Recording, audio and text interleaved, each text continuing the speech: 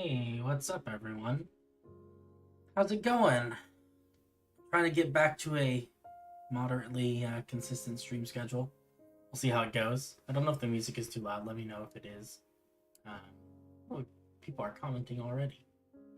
What your favorite Dream SMP member says about you? If you like Dream, you're fatherless. If you like George Not Found, you're fatherless. If you like Sapnap, you're fatherless. I'm gathering that not a lot of people have dads. That's what I'm getting from this. But yeah. Well, welcome. Is it Goldini B Gaming? I like it. Um, nice to have you here. Honestly, I know it's probably like a huge taboo or something like that, but I know nothing about speedrunning or about SMPs or about survival in general or any of the quote unquote famous Minecraft people that I probably should know about. Um, I only know the name Dream because uh, there was like some big controversy. I think I don't remember. I just remember watching, of all things, a video about statistics that had to do with that whole thing. Um, so I don't know. Hey, Cryseries is here too. What's up? It's been a while. At some point, we will get back to the World Painter stuff, and we'll be able to do World Painter and with our fun little Google breaks and all that good stuff. Oh God, no! I can't even listen. Here's the thing: I can't speed run a game if I can't even play it normally. You know, I haven't even finished the game yet. I'm still working on it. Yeah, no. Oh man, that would be really bad. Any sort of gameplay that's not creative is just gonna be really just unsatisfying content, I think. I don't know. Maybe it'd be funny. Maybe that's what people would like about it. Um, but yeah. Oh, we're back in things. Oh, hey, sorry. This is completely unrelated. Hold on one second. Actually, there is something that I want to share with you guys. I'm gonna turn the music off for a second here. Actually, I guess I could just turn it down. I actually got a new keyboard, like not computer keyboard, but piano keyboard. I'm a piano player, not a super great one. It's been a while. I took lessons a long time ago, but I actually got a new keyboard. It came in the mail. They dropped it off today, and I don't know. I guess I can't really like send you guys a picture of it. Maybe I'll play a little bit, so you guys can at least hear it. Let me see if I have no idea if my microphone's going to pick this up. We will find out. Let me just move this thing over here. Yeah. Okay. Let's see if this picks this up.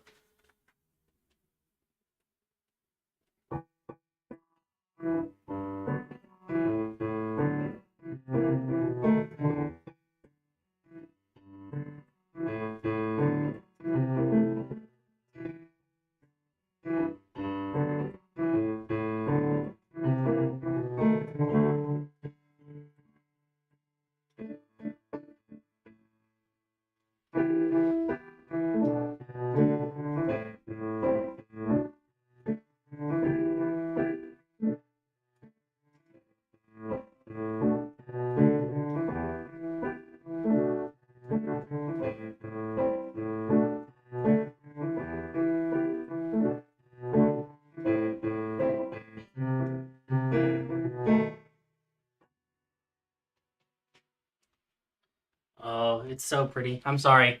Maybe I'll post something in the Discord. I'll do like an actual recording or something and put in the Discord because it's really pretty. It's a beautiful Roland keyboard. Anyway, that is neither here nor there.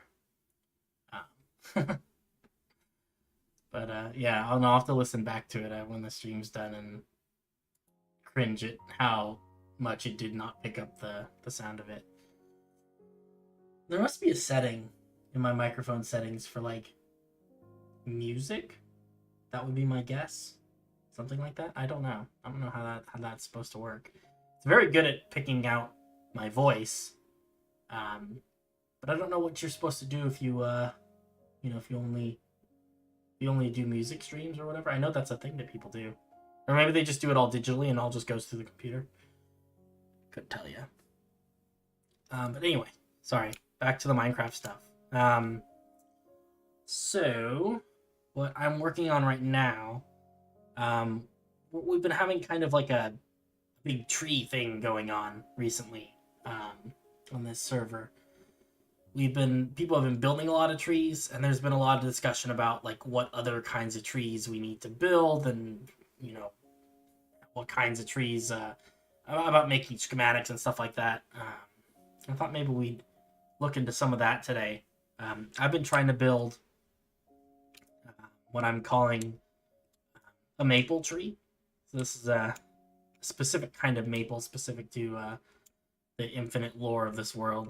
This is called an Ember crown maple. But I always envisioned them having like this light colored bark with the really just bright red leaves and everything.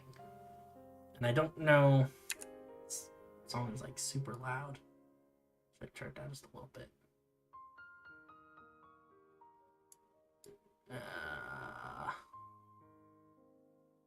The slider is really fiddly. Okay.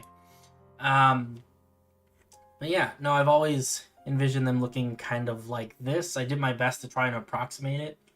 I don't know, how well it's gonna play, in Minecraft with the limited block palette that we have.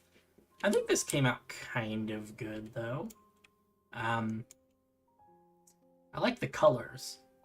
I think the block choices are, for the most part, pretty good ones. And I don't know, maybe I need to striate it more, like, height-wise. Maybe the top is red and the bottom is yellow or something. Excuse me, but I'm not really sure. And I copied it and I changed the wood just to see if I liked like dark oak a little bit better. And I can't really say that I do like it better. Maple trees are surprisingly underwhelming.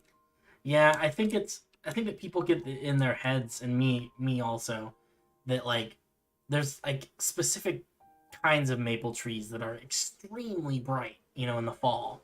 And it's not even like for the whole fall, right? It's like 1 week in the beginning of fall is when they're that color, and then all the leaves fall off and they're just kind of dead and brown. Hey, how's it going? Are you ERP? Are you ERP Dream SMP? Is that what it is? But yeah, no, I think most maple trees, they just turn kind of yellow sometimes. Well, welcome to the stream. Good to have you here. But yeah, no, I mean, this is in no way particularly realistic or anything. Oh, thank you for the follow. I appreciate that. But yeah, so we're trying to build some trees. I don't really like the dark oak as much, although from all the pictures I've looked at on the internet, that are of, the really bright colored maples, especially in the big maple forest, they always have really dark bark. But I just don't really like it. I like the light colored wood. I think that's and they're my trees, right? They can be whatever color I want them to be. That's what I'm telling myself to make myself feel better. I really don't know. And then I made this one over here, which is kind of an in-between, wishy-washy middleman sort of thing. And the stairs are all wrong on this one, but I just wanted to get an idea of the color, and yeah, I don't like it. I think this color brown, this middle brown, is sort of too close to the color of the terracotta and the acacia. And I think it just, I think it doesn't look, it blends too much. I think there's not enough contrast. Oh, thank you. I appreciate that. I don't know if I'm super great at building. I'm fairly good. I'm gradually getting better. That's my goal. But anyway, yeah, so these are my maple trees. Not feeling this one so much. That one's okay. It's all right. It's not my favorite. I think this one's really what we're gonna go with. So I thought today maybe we'd spend some time just building some more maple trees. Something kind of low-key.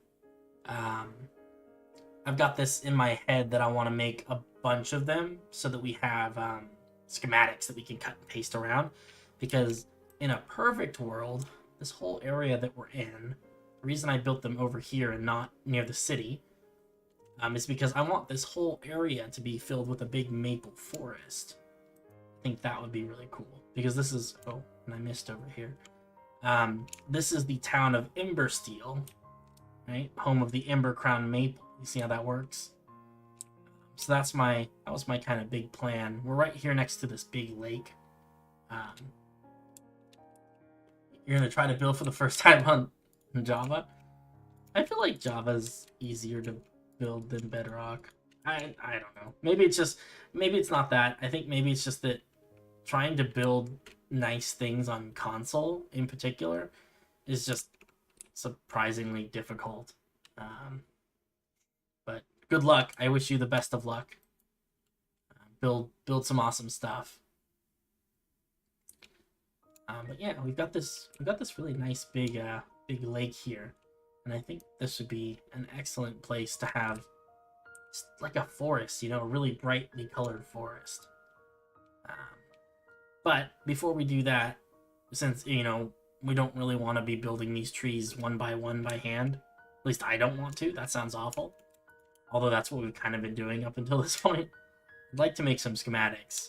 But I think that in order for it to be good, and for it not to be,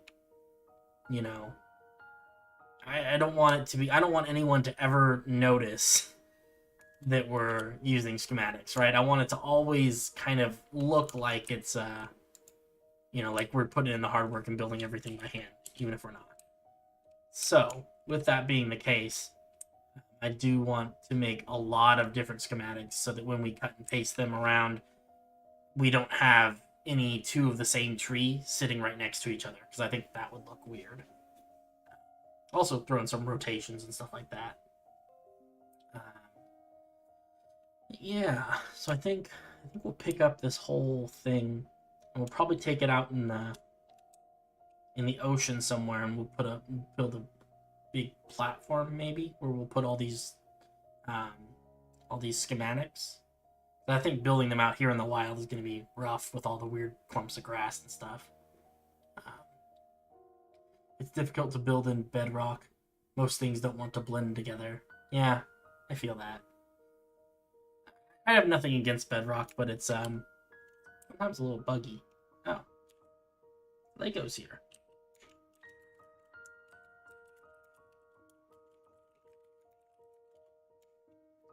This is my subtle way of telling him that I'm streaming, so don't say anything that you wouldn't say on stream.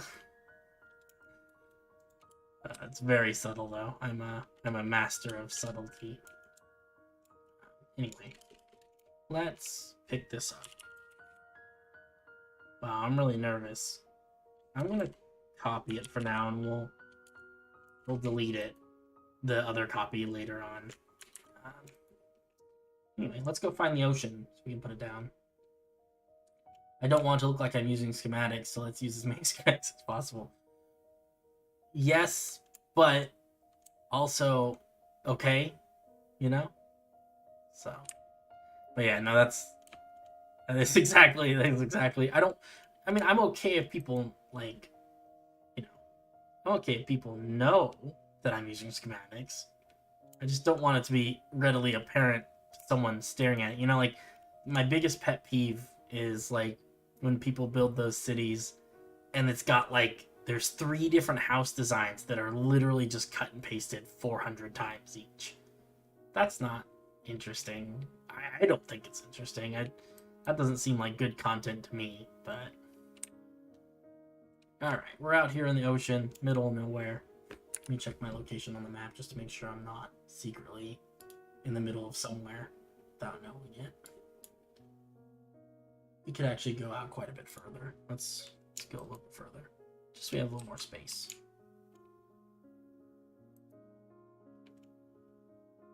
Oh, I'm really lost. Hold on. Okay, I need to go this direction. Yes. Okay, cool. Now I'm suitably in the middle of the ocean for all intents and purposes. Okay, let's make a big flat space. We'll do that. And then, I don't know, how is this? That is 103, so we need to go over to 103 somewhere. Off in this direction.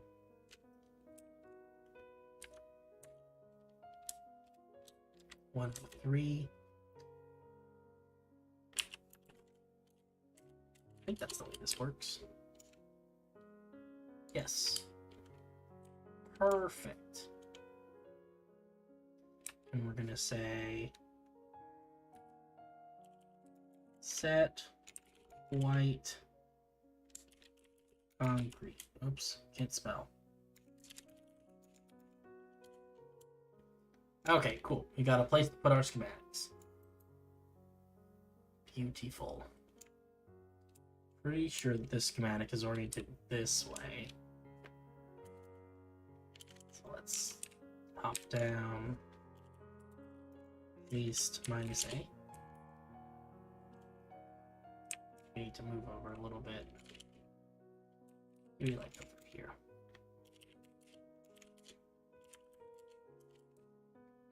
Okay, cool. Got some random little bits of grass, but that's okay. Also, these things fall off. It's just a thing. Get rid of the random grass. This is why schematics in the actual world are not a good idea. You just end up making a mess. Okay. So I figure we'll build some more maples out here. Just kind of see what's what. How big of a square is this? That's my question. I do like this. It has 55 blocks. I'm not going to limit myself too much on the size, though. I think that we're good. Okay, let's build some mapley trees. So I think the first thing I want to do is build some tree skeletons. And by that, I just mean trunks and branches. And then we'll come back through with brushes and add the leaves, because I've got this oh, catch you later, Erp. Can I call you Erp? But yeah, have a nice evening or day or whatever time it is where you are. Thank you for stopping by. I appreciate it. But yeah, we'll build some tree skeletons. My thought with these is I had this cool idea that maybe this tree is one where the color of the leaves depends on how old the tree is. So when they're little saplings, you know, they have green leaves, and then as they get to like middle-aged trees, they've got yellow leaves, and then the big old ones like this have the orange and red leaves. I thought that would be kind of cool. Because I think that gives us an opportunity to build trees that shorter ones with yellow leaves, and that gives us kind of a color gradient from the ground up, and I think that's kind of cool. So maybe we'll give that a shot. But I think the first thing to do is just to build some little tree bits. So don't even remember what I was using. Let's see, what is this? Is that oak? It is. Got stripped oak. I have those, and I have fences. And I think that was pretty much it that I was using to build the... Yeah, I think that'll be okay. So let's build some tree bodies. So these trees are a little bit different than a lot of the trees I've been building. The ones I've been building so far have been generously calling oak-style trees, which in my mind means the branches go up and then they spread outwards, right? So you end up with kind of an umbrella shape. All the pictures I've seen of maples, they branch out a lot lower on the what do you call it, the trunk. So they branch out closer to the ground, and then the leaves are kind of a ball shape at the top. So we're gonna try and do some of that maybe. Let's see here. So I'll have that go up, but then I'm gonna want to start branching it up. Always making sure that I'm moving in an upwards direction, so that we end up with something like that. You know, it's like a theoretically almost a straight line, but in an upwards direction. Then we just kind of yeah, we do kind of some of this stuff, get some other branches going.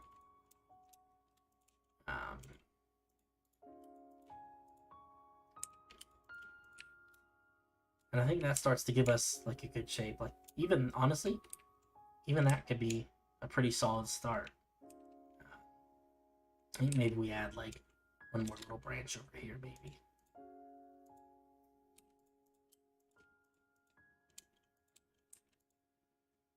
Yeah, seems good.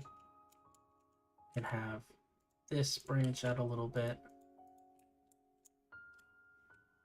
That seems pretty good for I don't know. What do I know about trees, right? It seems okay though. Then we thicken the trunk or the base of it a little bit. Maybe even like this. There we go. Got the basis of a tree. So now I want to go through and try and make this a little bit less cubical. And we'll do that by adding just a few stairs around here and there. Add stairs there. Add stairs here and here. Let's see here. Yeah, I think that works for the base of it. That seems fairly good. And then we'll go through up and we'll just try and smooth out some of these weird little transitionary bits and bobs. So you can do like that. And what kind of ends up happening with this stuff is these trees end up being more stair than anything else, but yeah, it's okay. At least the stairs match, you know, that's an important detail.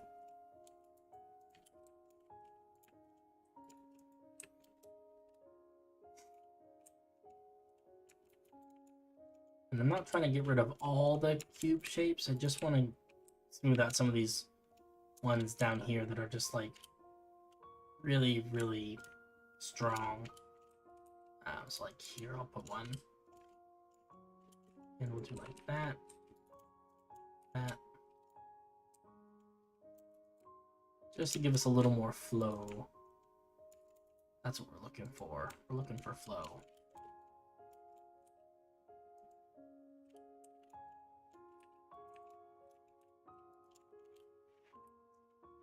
There we go. I think we'll actually get rid of that. So we need that. Yeah, that seems pretty good. It seems to be tree time. Love it. Oh, it's Tuesday. It's February 22nd, 2022.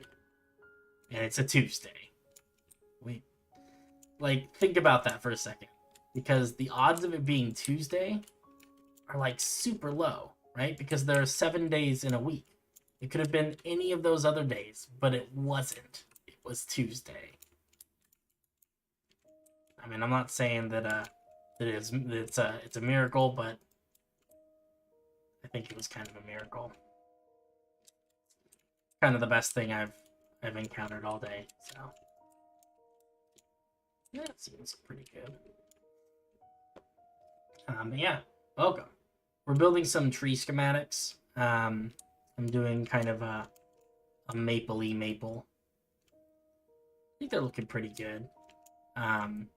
Figure we'll try and build a bunch of these, and then we can schematic up the whole valley area. The odds are 1 in 7. Yeah, but I mean, you know, you get one shot at it, right? So it's like yes, the odds are 1 in 7, but you know, there's only one day that we're even considering is pretty cool. It's definitely, you know, I mean, 1 in 7 is still, it's pretty poor odds if you think about it. You know, I mean, if you had a 1 in 7 chance of, you know, of, I don't know, falling down and hitting your toe on something, breaking your toe, I wouldn't want those odds, you know, that's what I'm saying. I don't know why that's the example that came to mind, but on average today happens once every 700 years. I like it. That's some good quality math right there. I'm not saying I'm a math addict, but I have to appreciate good math when I get it, you know. 700 years is a long time, you know? I mean, I'm not going to be alive in 700 years, I don't think. I mean, maybe I will be. Probably not, though, you know? Probably not. Let's see. I want to go...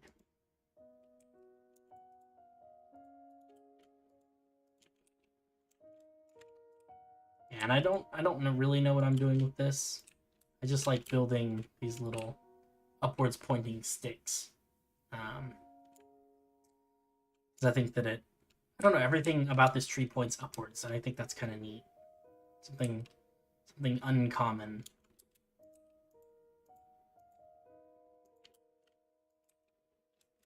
Let's do. Gotta be careful because I can't put 2 fences next to each other because then, you know, it's doesn't work. I am probably a math addict. I can't help it. You know, I was raised by math addicts. So, you know, it's hard to break the cycle sometimes. But fair enough though, but my parents were actually not mathematicians. They were geologists. So really I'm more of a, you know, I mean, in a perfect world, I would have gone into, like, you know, crystal math, right? But I didn't. I broke the family code, and I just do pure math. Pure math, no crystal math for me. This joke is rapidly getting out of control. I hope I'm not alive in 700 years. Yeah, something would have to go either really right or really wrong in your life to be alive in 700 years, I feel like. I mean, I don't know. I don't know if I'd be mad about living to be 700. I might not be too upset about that. Just from my perspective, like, I feel like there's a lot of cool things you can see if you live for 700 years, you know? You get to see the rise and fall of nations and all sorts of cool stuff like that. Our time on this planet is surprisingly short. And sometimes it makes me a little bit sad because I think about all the cool things that I'm never going to get to witness with my own eyes, but that's okay.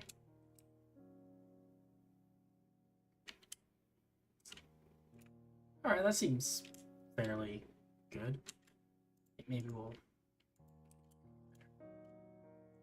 And that's it. That's how I make a tree skeleton. Nothing particularly exciting about it, to be honest. Just a lot of fences and stuff. I look at it from a few different angles just to make sure that there's nothing too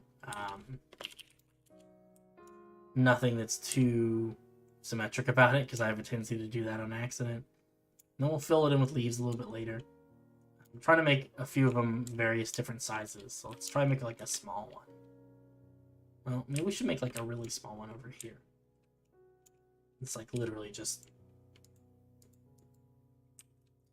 little twigs.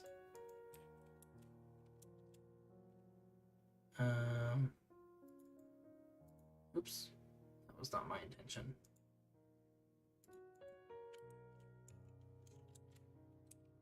Maybe something like that.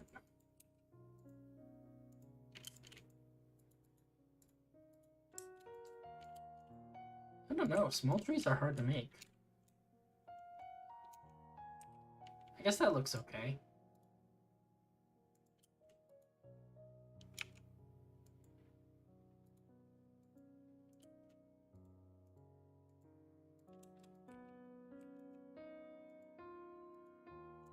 I guess I could technically, like, debug stick some of these if I really needed to.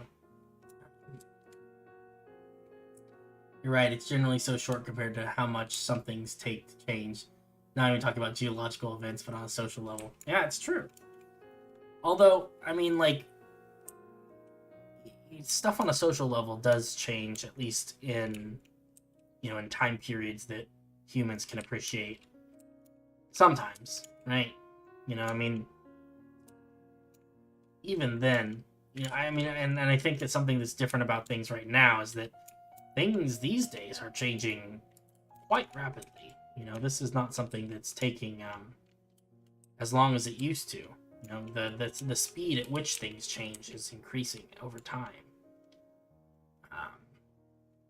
So, you know, 10 years, you know, if we're talking about the last 10 years, right? So from, you know, 1992 to 2022 versus 2022 to 2032, I think there's going to be more things that happen 22 to 32 than 92 to 22.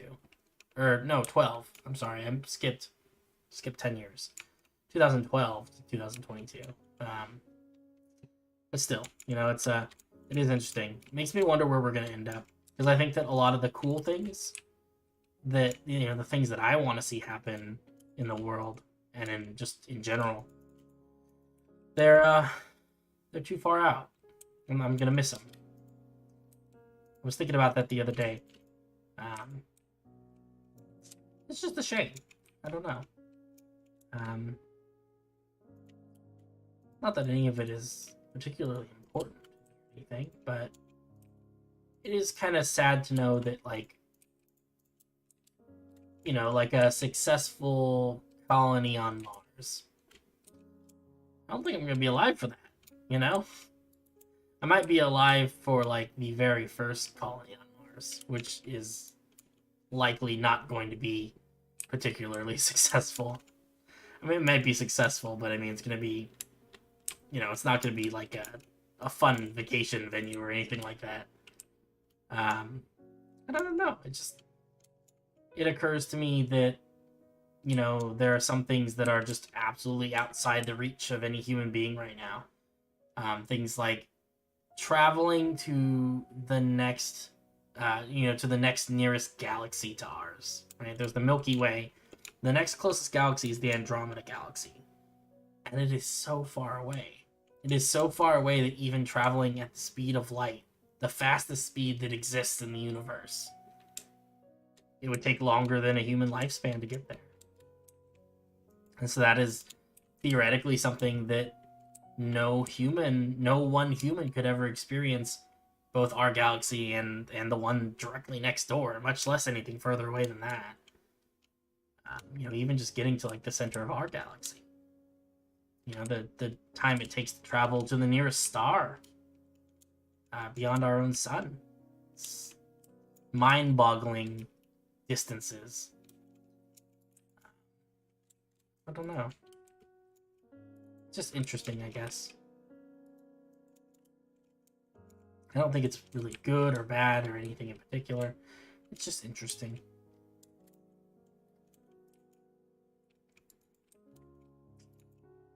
Let's see here.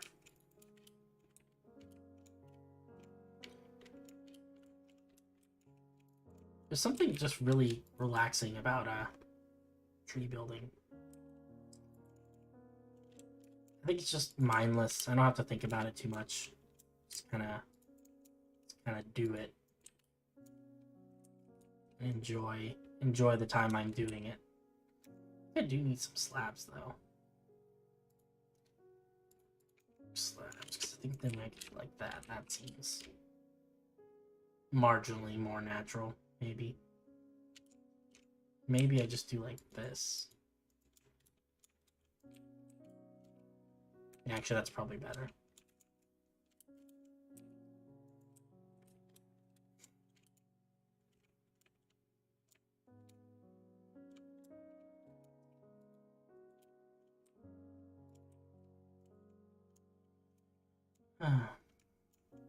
Imagine achieving technology like that and being part of a mission to travel to Andromeda. You and your offspring, by X generations would only be like stepping stones. Yeah. I mean, yeah, it's just, I mean, I don't know, like, I'm a big fan of space and space travel and anything related to space. I think it's all really cool. I always have thought that. When I was a kid, I wanted to be an astronaut until I realized that it just wasn't happening. But yeah, it's just I don't know. It's interesting to think about, the journey, the time it takes for us to get to Mars, right? It's, I mean, on it's roughly, it's a couple months, right? And you can only go every 2 years or so. At least that's what our good friend Mr. Musk tells us. I don't know how much he knows about that kind of stuff. I assume that he's done some, he's done his research and all that, but you know, that means that, in the time it takes you to get to Mars and then stay there for 2 years and then come back on the fastest possible, little journey there. We're talking, like 3-4 years where you're gone from home and you physically cannot come back. I mean, your grandma's on her deathbed. You can't come back to see her. It's not physically possible by the laws of physics. Taking a trip to Mars is a huge a huge commitment that I think people don't really think about. Not that Mars is something that people are doing right now or anything, but it's just, I don't know, it just seems interesting. There's a lot of social dilemmas, I think, that arise that we're just not able to comprehend in the current day and age. But yeah. Anyway, what's a more appropriate topic of conversation for Zen tree building, you think? I would talk about the art of bonsai, but I know nothing about the art of bonsai, so that conversation would not probably go very well.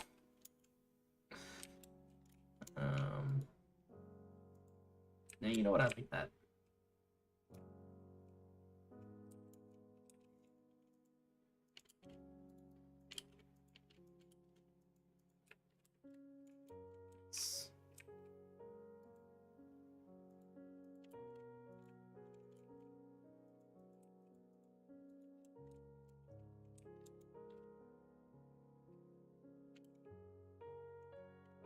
I tried to make that tree smaller, and it ended up being about the same size as the other tree. It's a little bit smaller. But I think all three of these trees are pretty close to the same size at this point. This one's small, so maybe I just need to build more like this. I don't know. I struggle with this stuff. I wonder if we could use like sandstone for like the base. Are we able to do like this? I don't think that looks very good.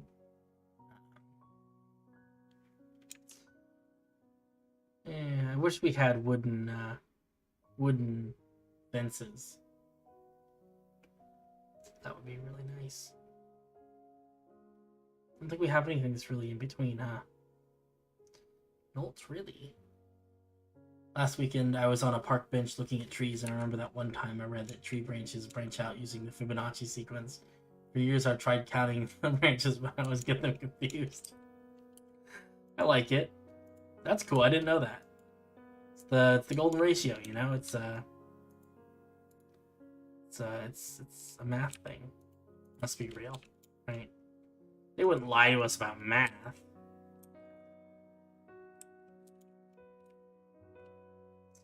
You know what? I think that's actually good. I actually don't want to add too much more to that. I'm on the fence about the about the sandstone. I think I'm just gonna replace it with just.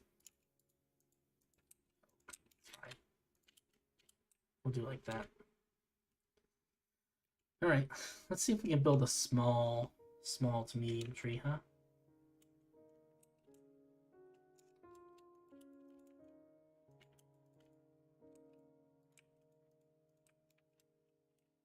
Okay, so that's our base. That's all we're doing.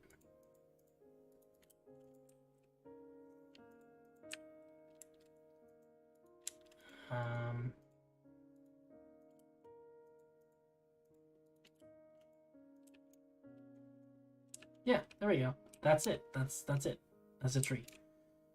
That's all we're doing. Does it look good? I don't know. It looks something. It's actually not bad.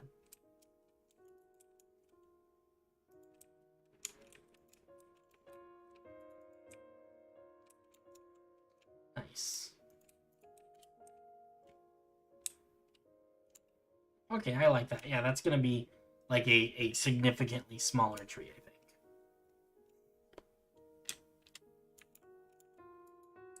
This is the first time we've tried doing something like this with the schematics, so it'll be interesting to see if it works out or if it doesn't work out. How any of this goes. Hard to say.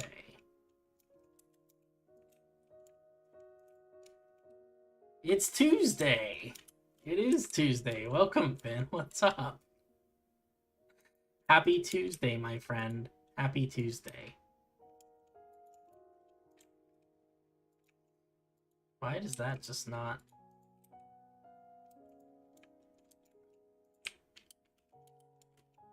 So that's the way that works. Like that. Happy Tuesday indeed. This is my new favorite holiday. I mean, even if it's not 2022, I think I'm still going to celebrate February 22nd every year. That's right. Happy birthday, Finn. It's Finn's birthday. His birthday's on Tuesday. God. But he's not turning 22, so... That's... I don't know. It's less cool. You get some points deducted, I think, but... Overall, I think you're still in the green. You're still winning. That's awesome, man. Did you do anything... I don't know, do you, like, go anywhere in particular? Or I don't want to bug you about your birthday festivities if you don't want to talk about them. Or if they were illegal. But yeah. No, it's super cool. I'm definitely not the coolest ever, but it's still a good day. Hey, you know what? That's good enough, you know? That is good enough. I like it. Well, happy birthday, buddy. I'm super jazzed for you.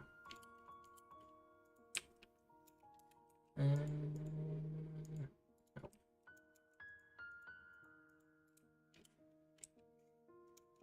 Happy birthday, Finn.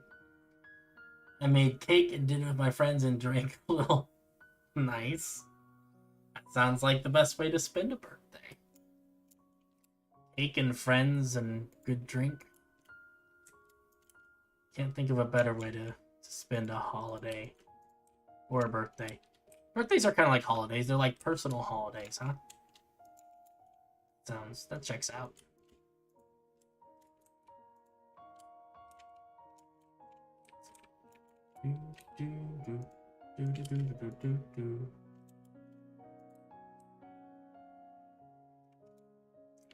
Okay. This one is actually shorter than the other ones. So I should get credit for that.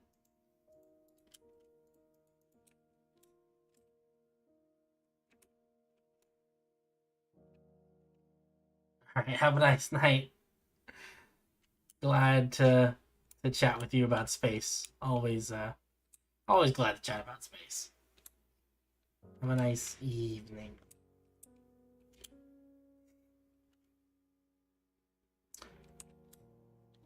You know what these trees are? They are 3 different sizes. Yeah, it's fine. Hey, it's fleas. What's up, triaxial fleas? Did you show up just because we're building trees? Is that what it is?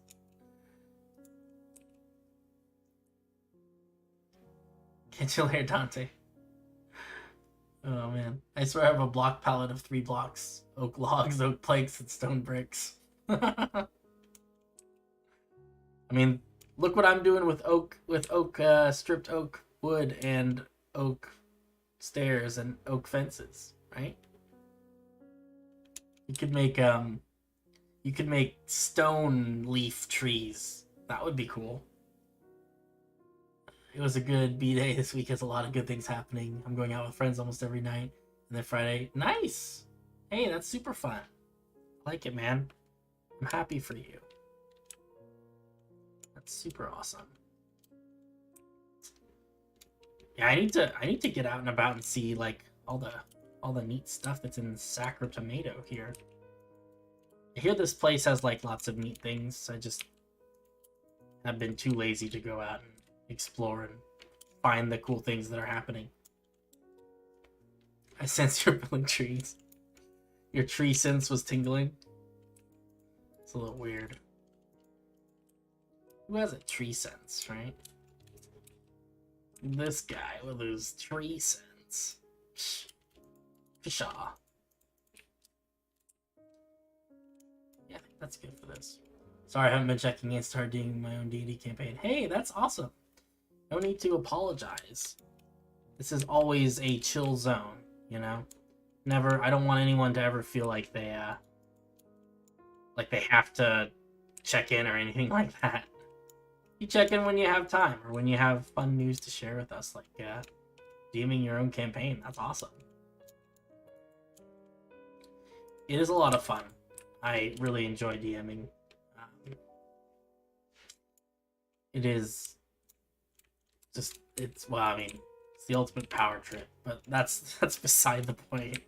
It's also just it's a great opportunity to be creative, you know, and to be creative with people, you know, who also want to be creative.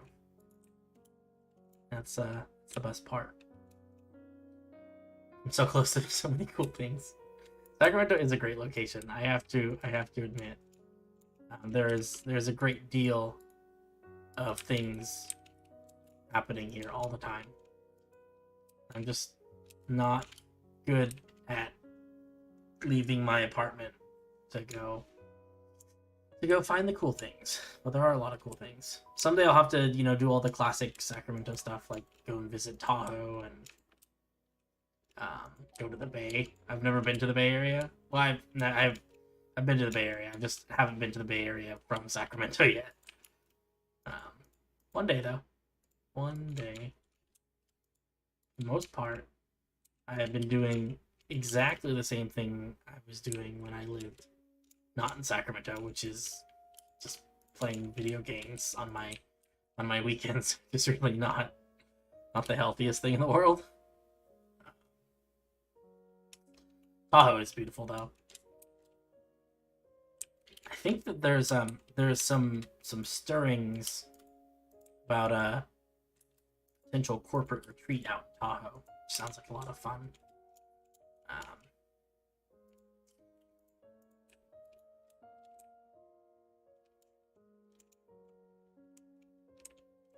Yeah, I like the Bay. I don't know. I feel like I've seen a lot of the stuff in the Bay growing up and everything. We visited sort of often. I don't have as much desire to go hang out in the Bay. Although I will contend that there is a ton of really awesome stuff there.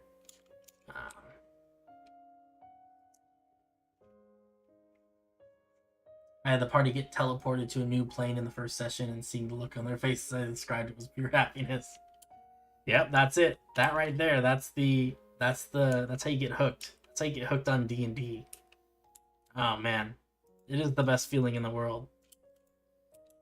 The next best feeling, then the next thing you have to try and do, not on purpose, but like the first time you make a player cry. That right there is that's some grade A dopamine, my friend. Grade A. I don't know. It's so satisfying that you've done such a good job of creating this world. That someone is willing to express like actual emotion over this fictional world that you've created. It's wonderful. It's a wonderful feeling. I built the outline of my Minecraft cabin. Time for decorations. Yeah, get a stone cutter. And I mean, I don't know if are you doing this in creative or are you doing this in survival? I'm partial because I lived in San Francisco and Cupertino for a couple of summers. Yeah, I can see that. I also get the distinct feeling though that you are a much more social person than I am. Because I think that's like the biggest holdback for me is just like I'm one of those people that I only go and do things when people push me to go and do things, which is not healthy, by the way. And so I don't. There isn't anyone out here right now who is making me go out and touch grass. So because of that, I have not been doing so, which is kind of a shame, I suppose. At some point, I will get the willpower to force myself out of my cave, and go do all the fun grass touching things, but not quite yet.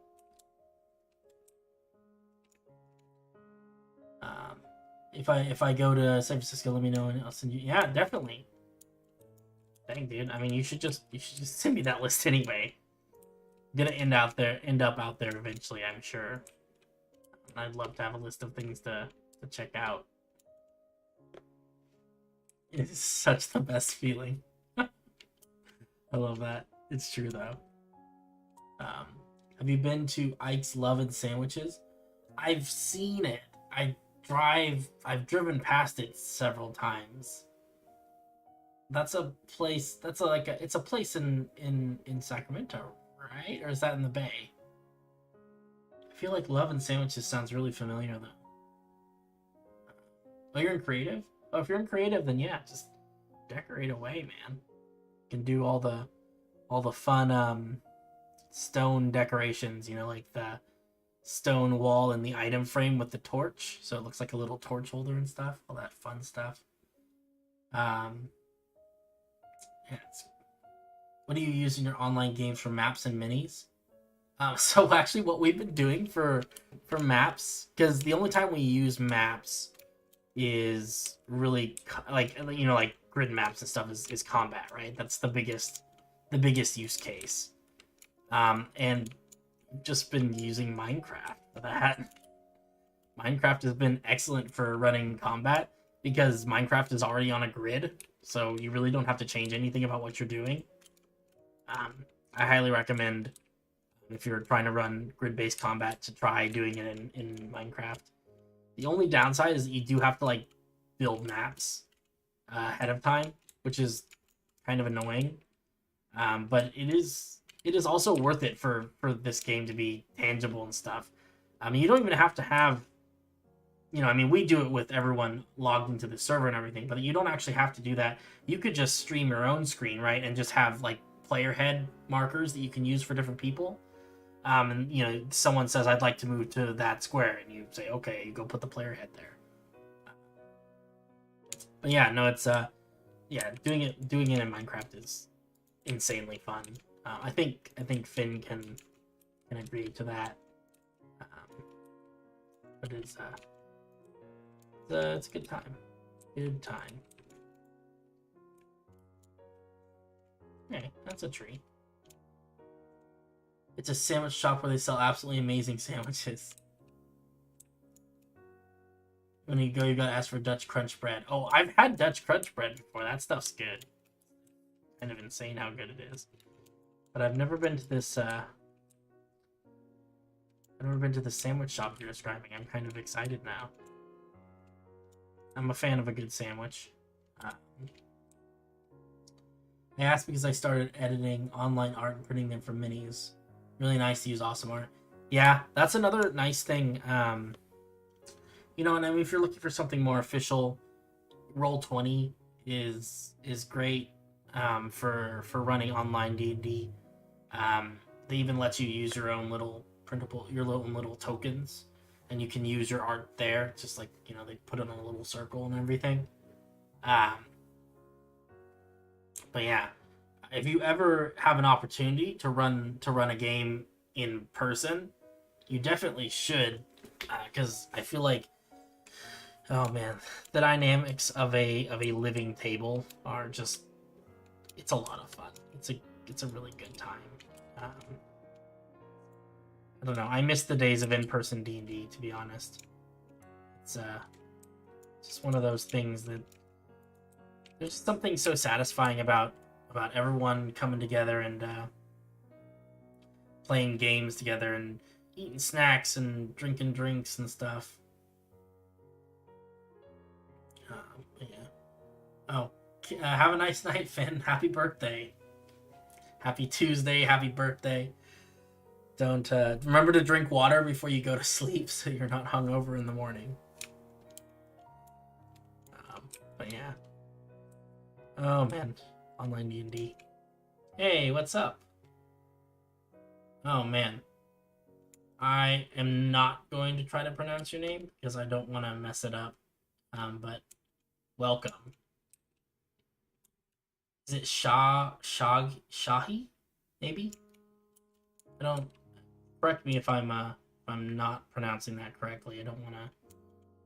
Not good at names. Anyone around here will tell you I'm pretty downright awful. But I try. Oh, catch you later, Lego. Have a nice evening. No, that's right. I forgot that you're in here, MCX. You're also a player in Lay D&D game. You ever thought about VR D&D? That would be interesting. But I feel like, wouldn't VR D&D require everyone at the table to have their own VR set? That seems like it'd be expensive D&D to me, but... but yeah, no, I mean, that sounds kind of amazing. I don't know, there is something about, though, like, just the in-person aspects of a tabletop game that, like...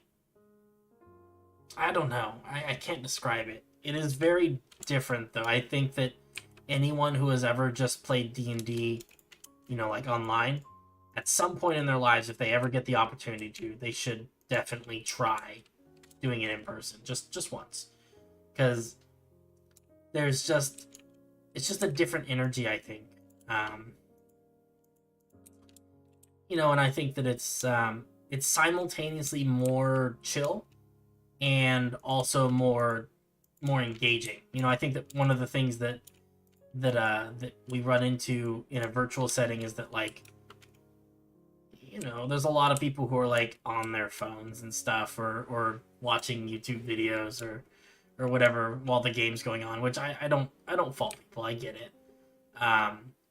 But I think that in an in-person setting, it's easier to discourage that and to, you know, to be like, hey, you know, let's all take our phones and put them in this basket while D&D's going on, so that we can, you know, because it's an opportunity for you just to hang out, right?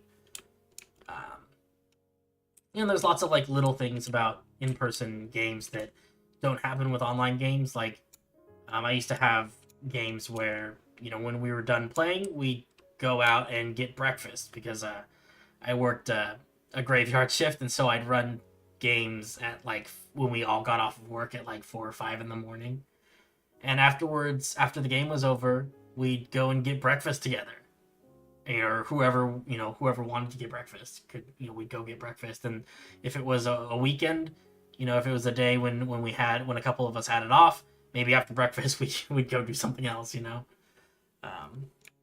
you know, go mini golfing or go see a movie, or even just go and just hang out some more, you know, and plan more D&D stuff or whatever. I don't know.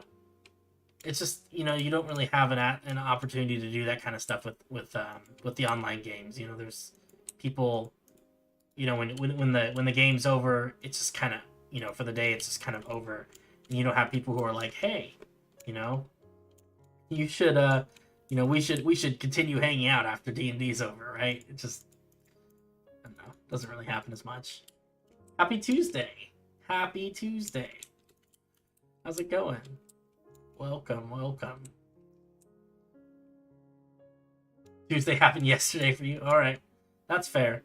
That was one thing I did think about when I was making all my various annoying at everyone posts on Discord, is that, you know, 222 on Tuesday for me is not 222 on Tuesday for everyone. In fact, it's 222 on Tuesday for relatively few people, I think, because I'm in probably one of the most westerly time zones.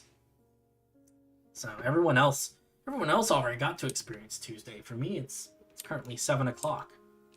I've got tons of Tuesday ahead of me, you know? I'm glad you guys could celebrate with me. I'm a big math nerd, if you hadn't already realized this. I love any chance to celebrate also. So it's a good time. After our sessions, a couple of us get together and watch The Witcher and the new Vox Machina show. Yeah, see? That's cool. I like that. That is super neat. I think that's, you know, kind of like one of the big things, like, you know, if I were to make a best-selling YouTube video about it, I would say 10 things they don't tell you about D&D, right? Number 6 might surprise you. And one of the things that I think that no one talks about is this, that, you know, beyond everything else, D&D is just a great opportunity to make friends, you know, and to build relationships with people that last beyond, you know, beyond the time period of just your little tabletop game. I don't know, it's a lot of fun. Also, tangent, but what do you think of the Critical Role animated series? Because I'm mixed about it. I don't know, and I think also my everything this year has been a little bit diluted because I really enjoyed Arcane. I thought that was probably one of the best movies I've seen this year, or best TV series I've seen this year. And everything else seems to pale in comparison in my mind, but I like it. There are bits and pieces that I'm like, I don't know if I agree with those creative decisions, but yeah. Tuesday happened yesterday for you too. A lot of yesterday Tuesdays. There is no Thursday, you know? We've only got Tuesday. I think we should celebrate February 22nd every year, even if, you know, the year doesn't match up. I like the idea of Tuesday. Even if it's not on a Tuesday, that would be sad. I don't know. It's hard to have a consistent holiday when you're celebrating something that happens infrequently. I have an alarm set so I can get a screenshot at 10:22. I like it. Oh my goodness. Very fun and enjoyable. I agree. It's definitely like a good, just like hanging around, nothing else to do kind of show. I agree with that. I may be dumb, but where Minecraft screenshots stored? It's in your .minecraft folder.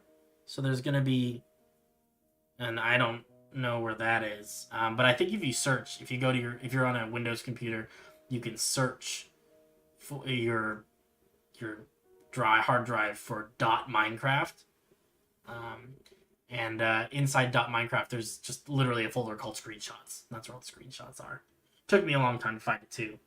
I played for several months without realizing you could take screenshots. So every time I wanted to capture my progress in game, I would literally pull out my phone and take a picture of my computer monitor because I'm real dumb. So, yeah. Arcane was made so well. I see Vox Machina as a fun, entertaining show where you get to laugh at bloody deaths and adult humor. Yeah, I agree with that. I like Vox Machina. I like the Critical Role Legend of Vox Machina thing for the same reason that I like shows like Family Guy and what are some other, like the Simpsons or South Park. just because, and not on the same, not quite on the same level, because I think that their story, the writing is better than the sketch comedy, but you know, but I do like that. You know, it's lighthearted. You don't have to think about it too hard. Whereas Arcane just goes ahead and just, you know, just rips out your heartstrings and beats you to death with them. Which I'm okay with. I'm on board with that, I guess. But it is yeah, no, they're definitely, maybe that's what it is. Maybe I'm just comparing shows that don't need to be compared to each other. Anyone who hasn't seen it though, who has Amazon Prime, Critical Role's Critical Role is a Dungeons and Dragons podcast series, and last year they were able to actually raise enough money in a Kickstarter to make their own animated TV series based on parts of their original D&D campaign. And it's made by the same studio that did Legend of Korra, and I think The Last Airbender. I'm assuming it was the same studio for both of those, because it looks the same, but I don't know. Very well drawn though. The writing is definitely adult humor. So if you don't like adult humor, then this is not the show for you. You know, I should sit down and turn our D&D campaign into a book. I'd be down for that. I don't know when we're gonna have time for that, but I like the idea. You're not watching Arcane for the reason you're watching Vox Machina and vice versa. Yeah, that's true. I guess I was just, you know what it was? I think for me, it was just that I was equally excited about both, right? Because, you know, like, I was I was a backer and everything for when Critical Role did their big Kickstarter. But at the same time, you know, I mean, they've been being developed in the same, like, time space, right? And I was just, for whatever reason, that made me think of them as, you know, being similar kinds of shows. But I don't think that's really fair. You know, because they're really not. They're two entirely separate franchises that I just happen to like both of them. And they happen to have had Kickstarters that happened, or not Kickstarters, but, like, you know, development that happened about the same time chronologically. And I think maybe that's what's confusing my brain. But well done on both fronts, you know. I mean, I think we all have to appreciate the fact that, like, this is, like, one of the few times in my memory, at least, that a video game and a YouTube/Twitch series have actually been turned into, like, TV shows or movies, and it's actually gone well. Like, it's I feel like it's rare for, I mean, it's happening more often, you know, because we're getting shows like The Witcher and stuff that I think that's based off of a video game, I think. Stuff like that. But this is really pushing the envelope on that stuff. I mean, there's all those Final Fantasy movies. I don't know how people really feel about those. I wasn't a big fan, but I also didn't play Final Fantasy. So maybe it's one of those, you have to play the game in order to appreciate the art sort of situations. I don't know. But no, anyone who hasn't seen Arcane and has a Netflix account, highly recommend. It's a very, very well written show. Same goes for Legend of Vox Machina on Amazon Prime. That one's a little bit harder to access, I feel like. I feel like most people have a Netflix account. Not everyone I know has an Amazon Prime account, though. Or, yeah. These days, feels like you have to have every single different kind of account just in order to watch all the stuff that people are making. It's kind of a It's odd. I'm not sure how I feel about this whole putting shows on. Everyone's putting their shows on their streaming platform and no one else's. It's like, I mean, I get why you're doing it, but at the same time, at some point, I'm not going to pay $15 a month for 8 different streaming platforms. And so what it probably means is that I'm just not going to watch yours, right? I don't know, or maybe people will. I personally can't, I just can't do it. I can't bring myself to spend that much money on just to watch a lot of different TV shows. So I pick and choose the ones that I think are going to be most interesting or have the most different shows that I want to watch, and then that's it. You know, I have an Amazon Prime account already, so I'll watch things that are on Amazon Prime. But like, I'm probably never going to get a Hulu account, just because, you know, or HBO, because there's not enough on either of those platforms that looks interesting to me that I want to spend money on. I feel like Xbox, you know, kind of marks D&D is very much part of pop culture. Yeah, I see that. It's no longer a weird game for nerds, Marvel and comics. That is very true. That's a very astute observation. Yeah, D&D, you know, I mean, you know, I feel like the big thing that brought D&D out of the shadows was Stranger Things, you know? That was when people rediscovered their inner nerd from their childhoods growing up in the 70s, you know? 70s and 80s and whatnot. You know, so with Stranger Things kind of opening it up and bringing back the nostalgia, and then Critical Role has captured the new crowd, right? The people who watch content on Twitch, you know, before they watch content on other formats. It's interesting. You know, we're building a community. I mean, just the fact that you can go onto Google and search for miniatures and buy miniatures and stuff online without having to search for like specialty stores and stuff. That's amazing. You can buy dice. Man, I remember back in the day, the only place you could get like tabletop dice was at like board game stores, right? Like comic stores. And they had a very limited, you know, selection in terms of color and stuff. These days, you can get dice that are literally any color in the rainbow, and some of them have like ducks inside them and stuff, and oh my goodness, it is amazing. No, it's cool. It's cool. It's a cool situation that we find ourselves in. I don't know if anyone really knew that that this is where this is how we do it, but hey, I'll take it. Yeah, these trees are kind of cool. They'll look a lot better also when they have leaves. Right now they're kind of, At least they're all unique. I think if I just cover this whole platform with trees, that we'll be able to, this will be enough to build a forest out of them. That's my plan. I also need to do research about, like, where trees grow, you know? Because that was another thing that we were talking about, is like, you know, we could have a pine forest, but like, to my knowledge, pine trees only grow at high altitudes. But I have no idea why that's true.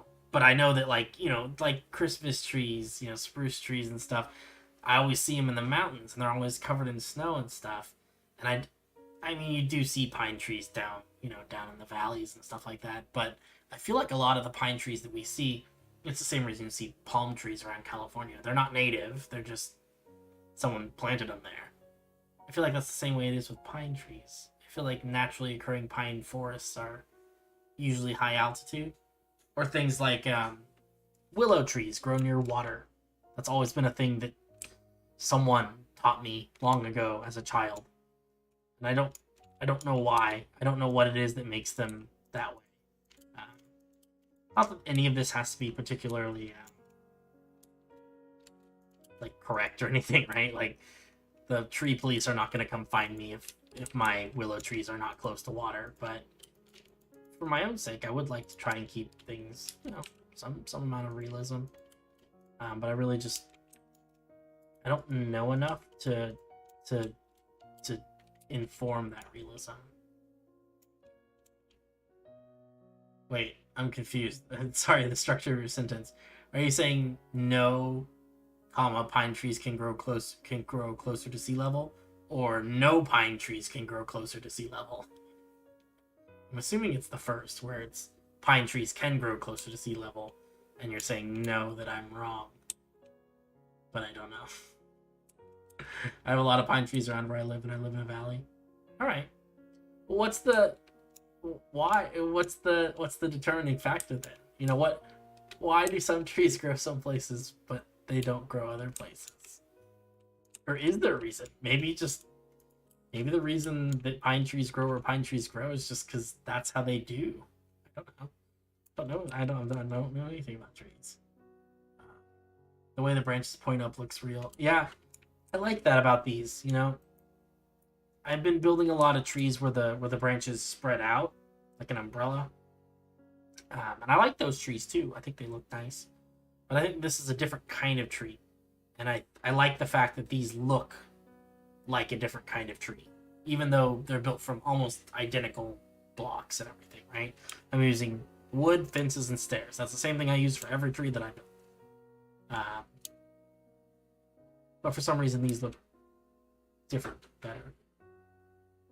My little robot vacuum is vacuuming at 7 o'clock at night. What are you doing, dude? Hold on a second. I have to go capture him. Buddy, why are you underneath my desk?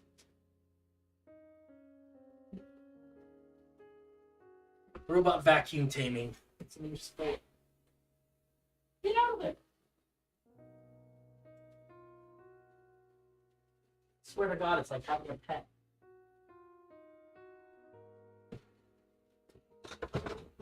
Alright, got you, buddy. Chill, okay? You can vacuum in the morning. Sorry about that. Oh. I got the little robot vacuum because I thought he would make my life easier.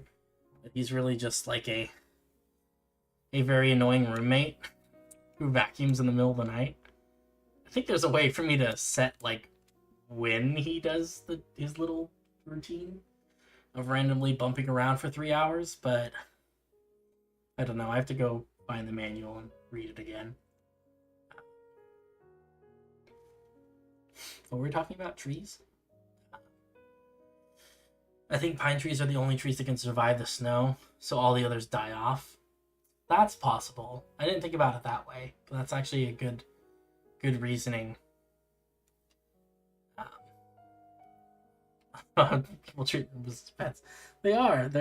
I mean, listen, like, I don't have. I mean, theoretically, I legally could have a dog here, but I know that I am not in a good space in terms of like my ability to take care of a dog accurately. You give it a good quality of life because I live upstairs and in a condo and everything. So Roomba at this point is pretty much he's pretty much the closest thing I'm gonna have to a pet for a little while. But yeah, I don't know. I'll have to do some research about why do trees? You know, why? How come? Poor quad trees. I don't know. I'm sure there's a lot of really good reasons, and there are probably some that are like relatively obvious that I'm gonna read them and be like, oh, yeah, no, that's why. That's why trees. But my brain right now is just not making those connections. So who knows? Let's see here. Should we make like a really big one too? I mean, not really big, but like sort of big. Or should they all be sort of this large but not too large size tree? What do we think?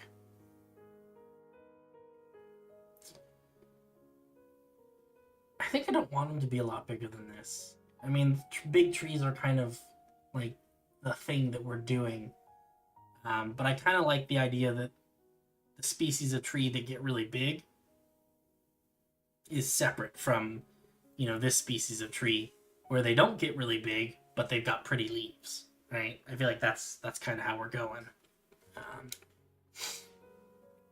And then we have a third species of tree. I don't know what we're gonna do with, but it's big and it has pretty leaves, so I don't know. We'll figure out what to do with that. Actually, I kind of like that. This is a little bit stubby, I guess. It's really not that stubby. Sort of small, though. And I like that this is kind of leaning. So I might kind of encourage that a little bit. It's kind of a fun shape. Let's see.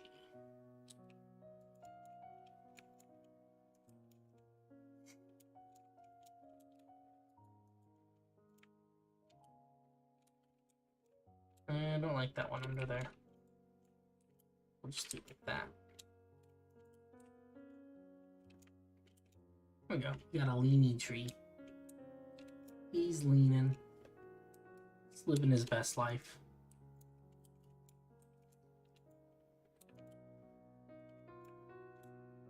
We'll do it like that. That seems good. Maybe we'll just put the...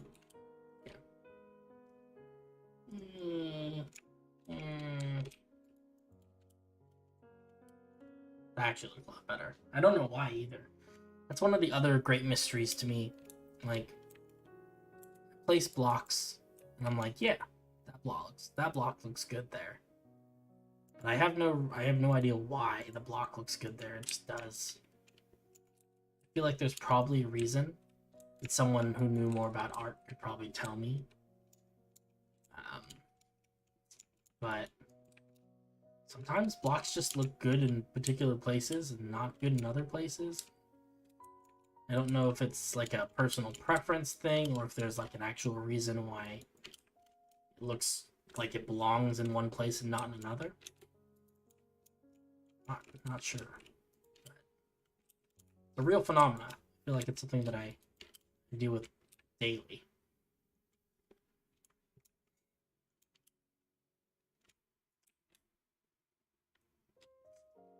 I like it. Alright, let's put some twigs on this thing. Let's see. Hey, what's up? Like pixel art. It is kinda. Let's see that. How you doing? It's Psilocybe? I know that I feel almost certain that you have come to a stream before, and I have had this exact same conversation with you. So my apologies for that. But however it is, it's pronounced. Welcome to the stream.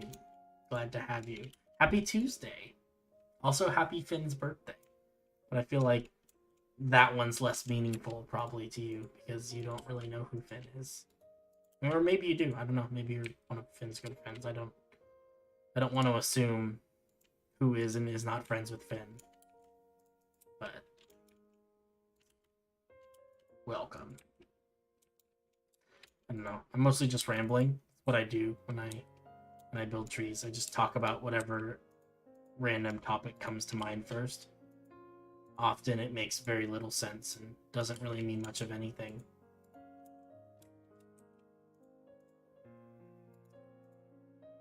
Can I do like this? I guess that works. This tree seems very like flat in this direction. It's not that bad actually. That was a lot flatter. I think this one needs to come. This. Let's come up like that.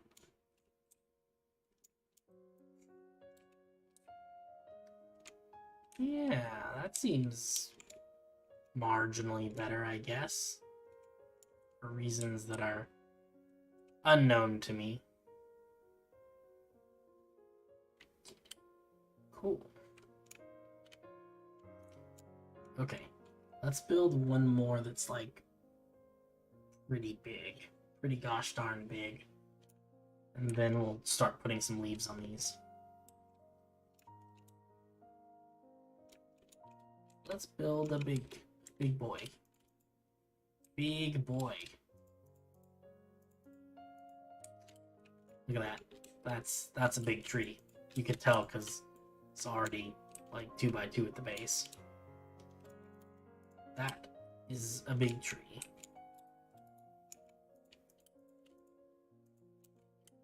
Let's see. Like that. Oh yeah, this is gonna be a big tree. I can tell already.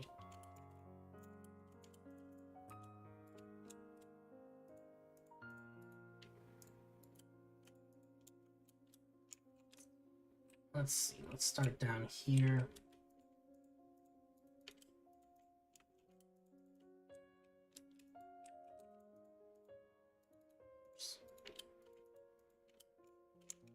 Nice. That looks like a tree, right? It's a pretty good sized one, but I think we need to go bigger. It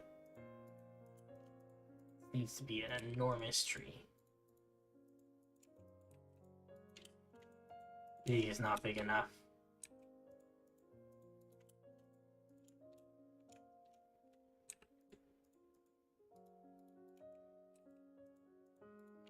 Like that, maybe?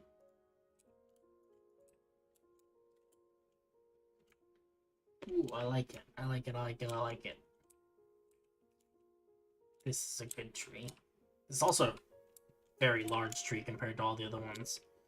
Which is good, because that's what we were trying to do. We're trying to build a big tree.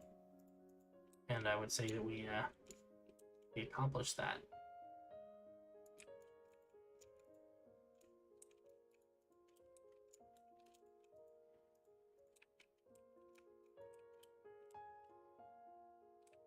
Yeah, that seems good. I don't think I want the base of this tree to be like super duper big. Just kind of sort of large-ish.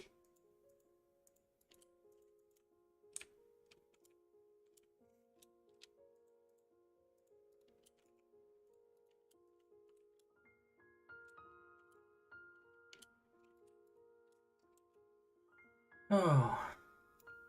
Yeah, that seems pretty good.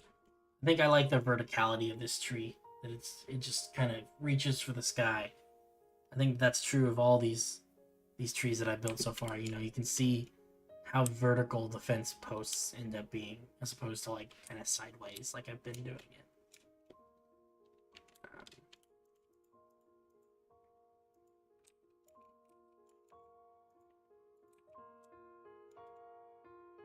I guess before I do that, I should add stairs. Stairs.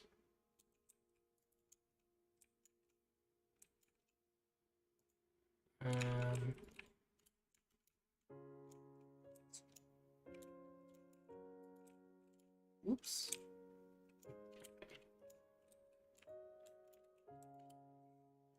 Nice. I feel like I'm getting better at this. Like I'm understanding better how to consistently place these stairs to get the shapes that I want. Which is cool, because I'm not actively aware of how it is that I'm doing that. But whatever it is I'm doing is working.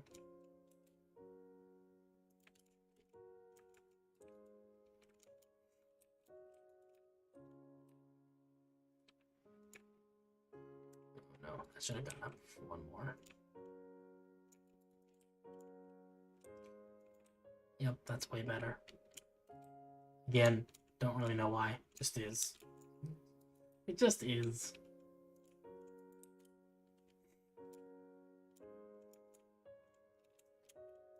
Like that.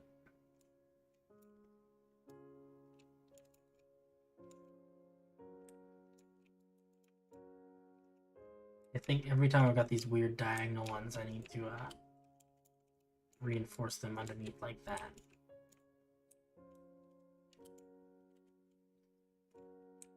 Like here, I'm just gonna put one right there. But this one, where they're off, where they touch corners, I need to break this block, place a stair under, and then I place another block like this, and then go like that, and that gets me that weird angle. These ones, put 2 stairs. Yeah, I don't know. I'm figuring things out.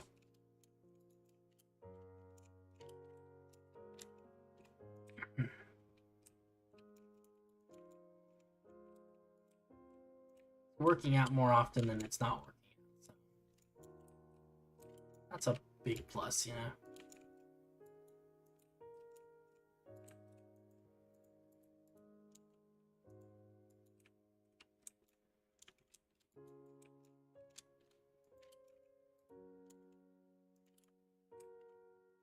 Yeah. Okay.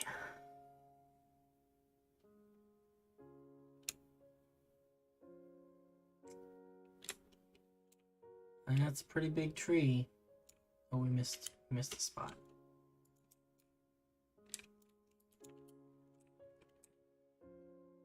Okay, I think that's all of the branch joints. Ooh, let's add small branches. Sorry for the shaky camera work. I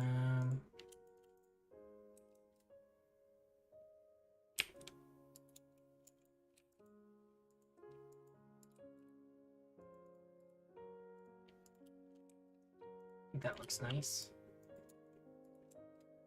I feel like this is always the part of the stream, and I've noticed this watching them back. We're about an hour and a half in, and that's generally where I kind of run out of things to say. And it's just like the stream devolves from me actually talking about meaningful things to just me going, making Minecraft villager noises, you know?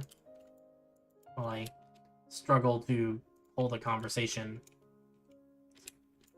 Which is, you know, if I were smart, I would probably just close my mouth, turn the music up a little bit. It'd all be probably a lot happier, but that is not who I am. I like talking. I don't know. There's a part of me that wonders if the whole reason that I stream is just because I like the sound of my own voice. I haven't ruled it out completely. A distinct possibility.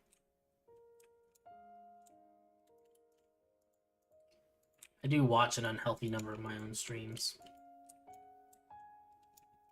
I feel like there's a bunch of people who've been like surprised and maybe a little horrified or just confused that I do watch any of my own streams. I don't know. I think they're not gonna say that they're super interesting, but I just like I like watching them for like when I'm trying to fall asleep. So you have a I don't know if it's because my voice is boring or just very soothing. Maybe I like to think that it's soothing because that sort of seems to play better. But whatever it is, that stuff puts me right to sleep. Probably says more about me than I'm comfortable admitting.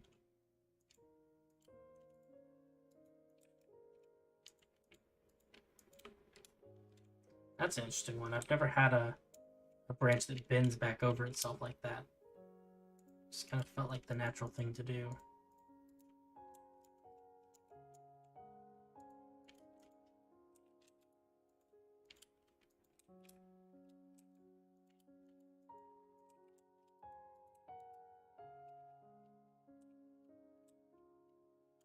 Nice. This tree is looking real good. I think we're still missing a few branches, but I think there needs to be a branch here. unfortunately.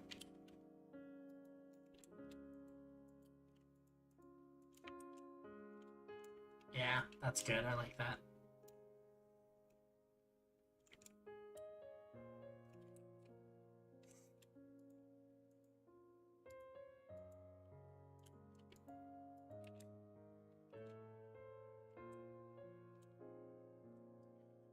Alright. I think it's just about time that we put leaves on these trees.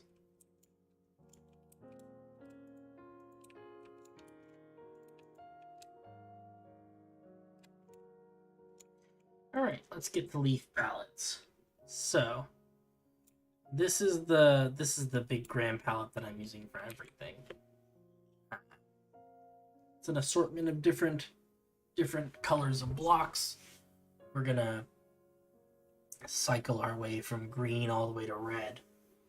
The idea here is that the small trees, the young trees, have a lighter colored, more green leaves to them, and that as the tree grows and matures, it takes on kind of a yellowish, then orange, and then kind of a deep red color. So this tree right here would be relatively old, right? Because it's got quite a bit of orange, very little yellow, a bit of the red in there. And I'm hoping that we can do something similar with the rest of these. Although looking at them, they are a little bit close together. I might need to move some of these around, just make a little more space. Let's go ahead and do that first, just because it's a pain to do later on. Let me see. Let's grab... That's a corner. This is a corner.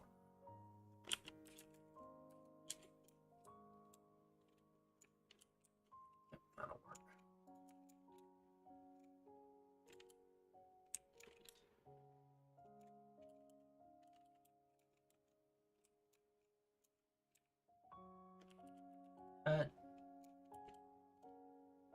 Go over here.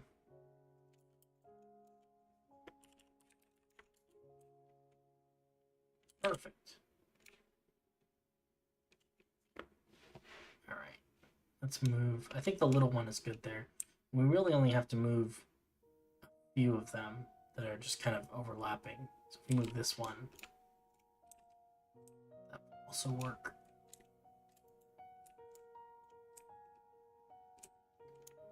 This one is good there, and then we can grab this corner.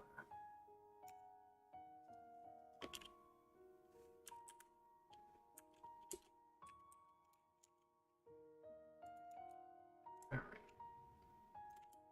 I do like having this selection visualizer for this part. It's a very useful plugin.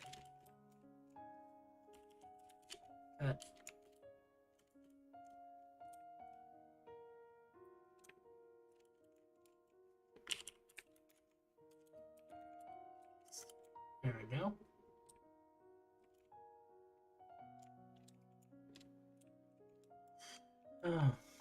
Eventually we'll have enough of these trees that we won't have to build anymore and just use copies of the ones we have.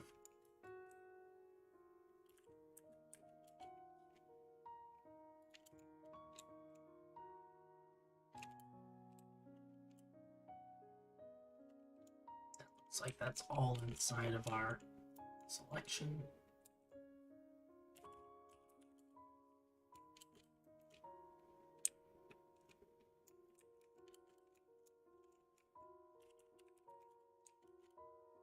At some point I probably need to be more intentional and more organized with this stuff. Actually moving the trees that it makes sense to move. I think this is good though. I think the rest of these are probably spread out enough. Maybe we move this one back a little bit just because we have some space.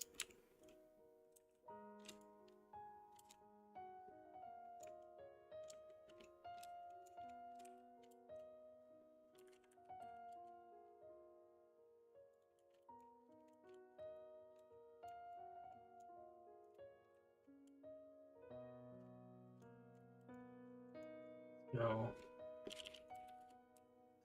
this. There we go. Okay, now they're spread out a little bit. Let's do some leaves. Grab some golden tools, because that's just the way I roll. What if I could use shears for this? That would be kind of humorous, huh? So, I started dividing these out a little bit into different ages of tree. I don't know if that's going to be the best way to do it. This was also before I realized that this was a gradient that would have to continue for much more than I originally anticipated, but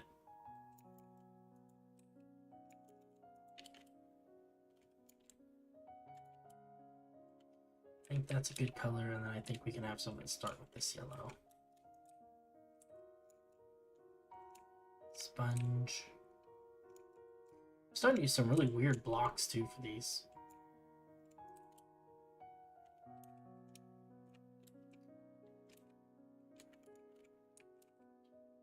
And then I think the final palette can probably just be just a few of these leaves.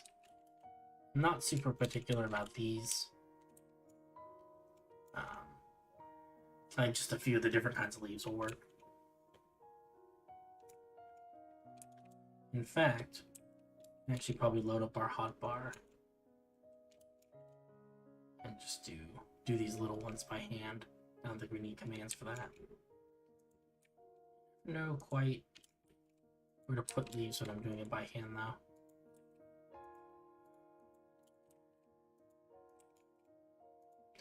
But I feel like there needs to be an element of verticality to this as well.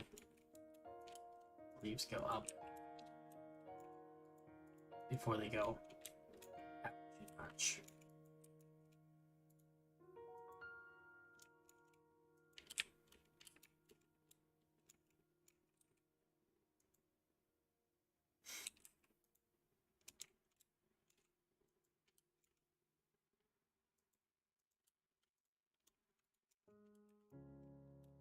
This makes sense, right?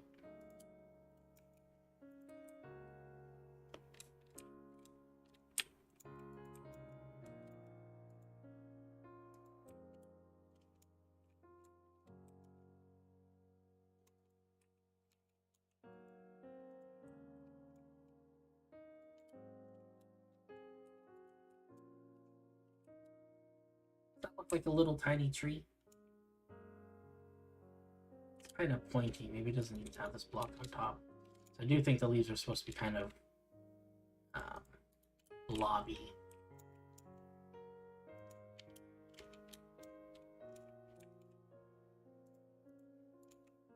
I think this kind of works though.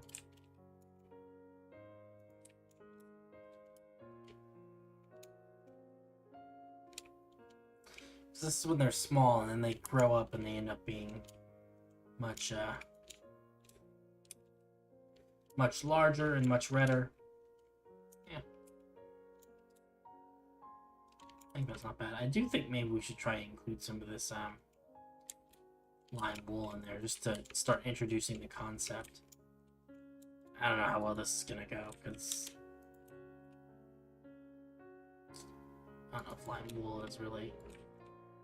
It's the best I got, but I don't know if it's ideal. I'm not a big fan of that. I don't know how we're gonna mix the leaf blocks and the non-leaf blocks. Might be something we just kind of have to make do the best we can. So I like the way that looks. I think that looks good. But I think with the lime wool in there, just kind of it's kind of a weird look.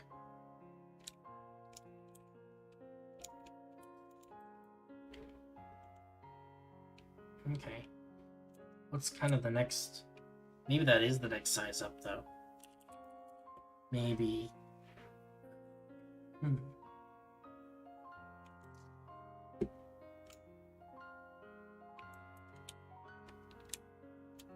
I think we can continue like this. That's fine.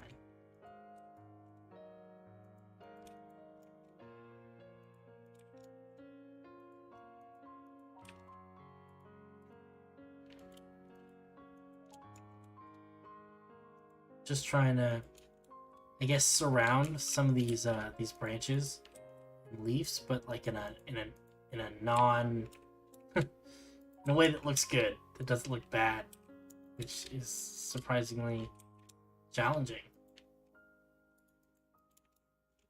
It's very easy to make, apparently, just really awful trees. So I was not aware that was the case.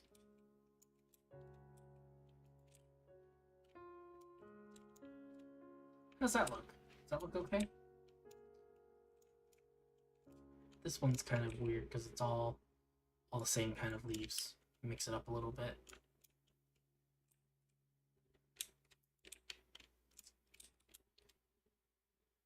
That helped a little bit.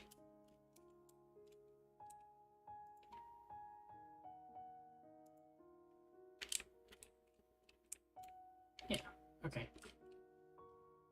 That looks good. Alright, let's try this one. I'm slowly getting a feel for it, I feel like. Oh, baby tree. It is. They're very cute and small.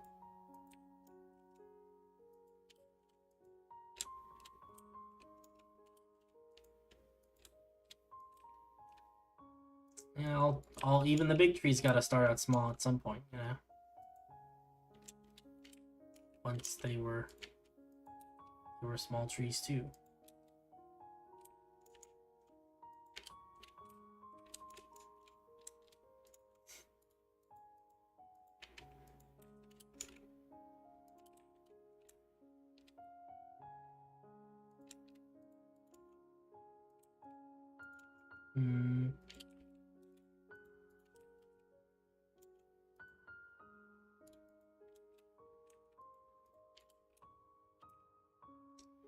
Nice. Actually, doesn't look half bad. This needs to come down a little bit. Yeah, I like the little baby trees. Alright, let's see if we can get a little bit weirder with some of these funny tree palettes.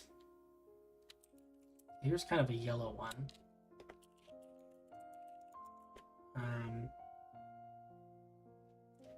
And for this, I guess we'll just do mostly air. Then we'll do 1% of each of these. I have no idea if this is going to look even remotely good, so I apologize in advance if it looks awful. Oops, I don't want wall banners.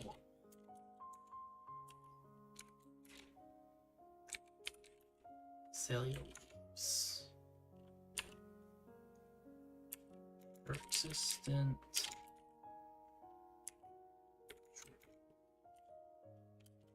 We have a ball of leaves, maybe like size 3. Oh. Let's see if this works. Find one of our smaller tree outlines.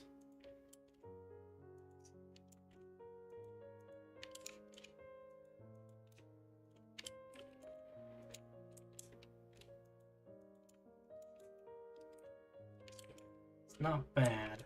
I do think that it's a little weird. I don't know. I don't know how I feel about this. I think there definitely need to be more leaves. Just higher density. Goodness. I don't know how I feel about any of this.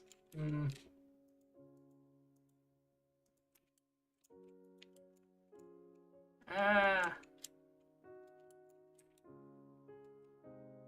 Yeah, that tree looks awful. That's no good at all.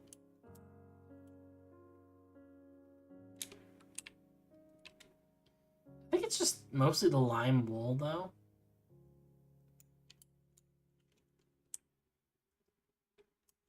Maybe that's what it is. Let's see, birch leaves.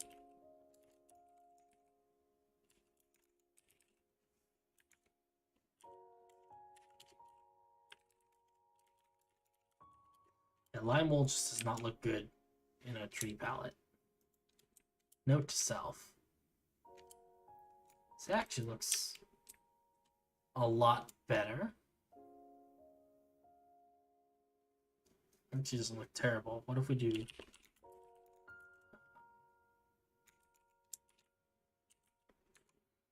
raw gold?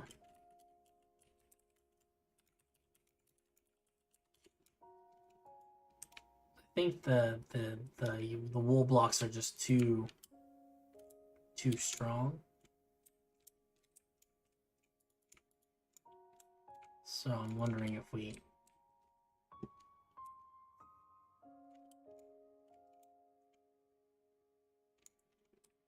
I don't know.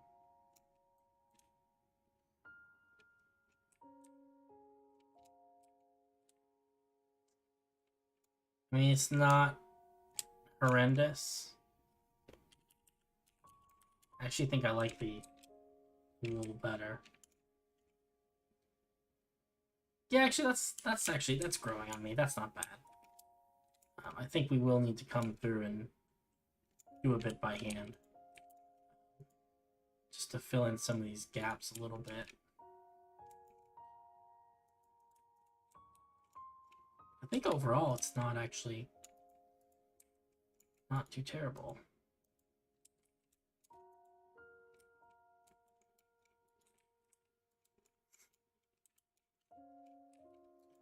I just think that we need higher leaf density.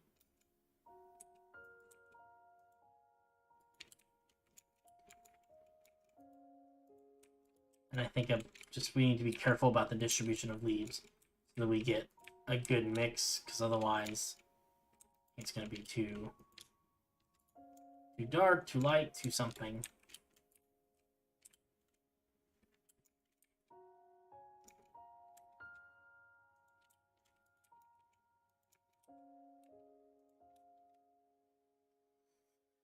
Oh man. It's not bad. Not bad.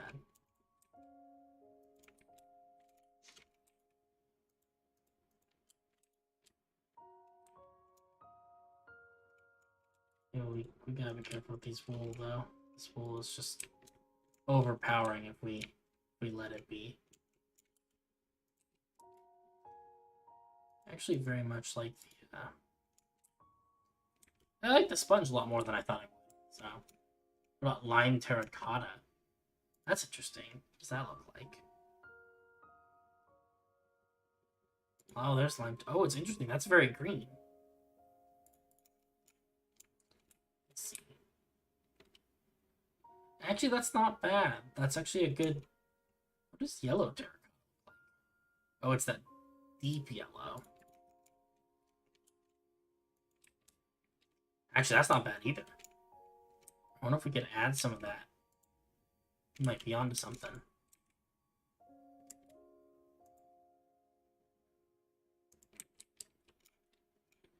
Let's see if we can scatter a few of these in here.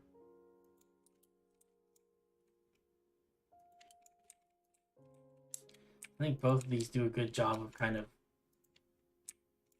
filling that color, that gap in the gradient.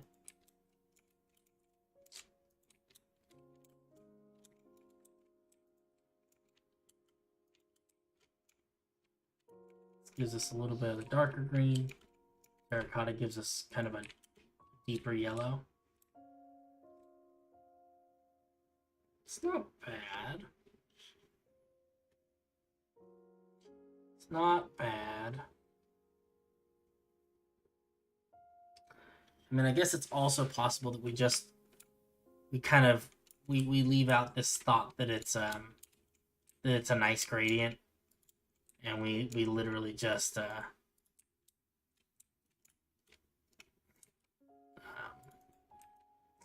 maybe what we do is we just change all the green blocks into yellow blocks and call it a day. We just have trees that are green and trees that are yellow, as opposed to trying to make trees that are green turning into yellow. Maybe it's better just to have the two distinct ones. Just because the transition from green to yellow is not something that's easy to do in this game. I mean, I don't hate how this looks. I don't know. What do you guys think? Is it too chaotic? Or does it look sort of reasonable? Because I could definitely see this working if we took out the green and just replaced the green with more yellow, you know? I think that would look fine. But at that point, the question just kind of becomes, you know, is that what we're looking for? Are we looking for a really yellow tree? Let's do one with yellow. Let's see how we feel about it. So this is going to be like... how many different yellow blocks do we have? Again. So I think I'm going to include Terracotta also. So like, this is our palette right here. So it's five different blocks. But we're only going to put like 0.5% of each of them. So that comes out to 2.5%. So we need 97.5.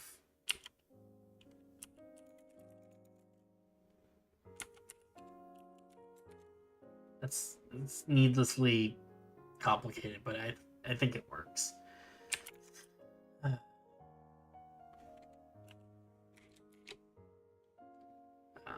Yellow terracotta.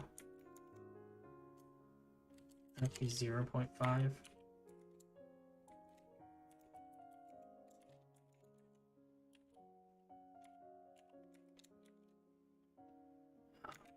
Raw gold.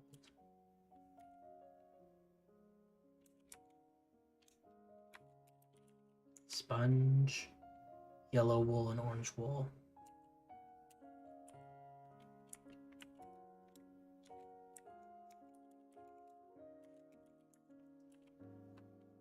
Point 5%.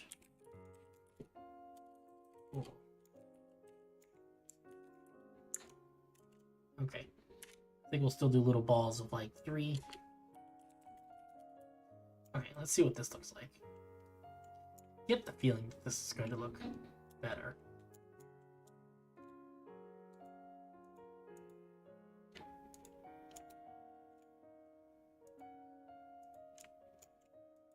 Still surprisingly sparse.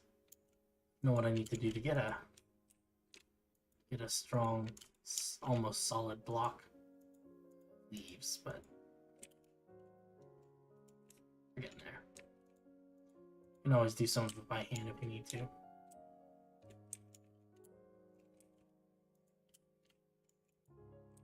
So actually, the first thing I noticed about this is that I do not like the orange wool.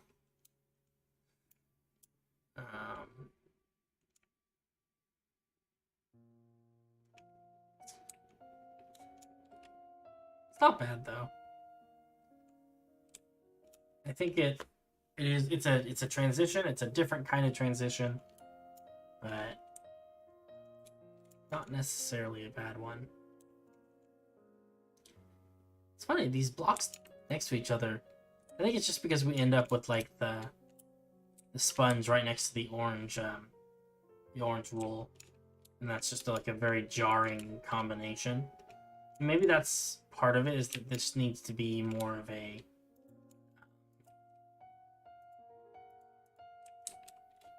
what's the word I'm looking for?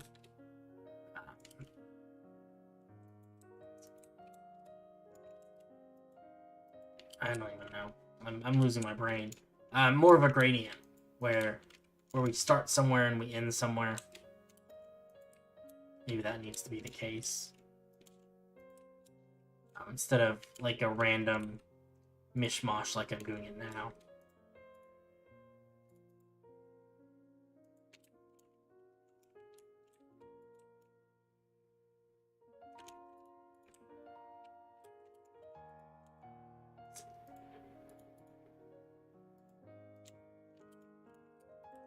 No, I definitely don't think it looks bad, though.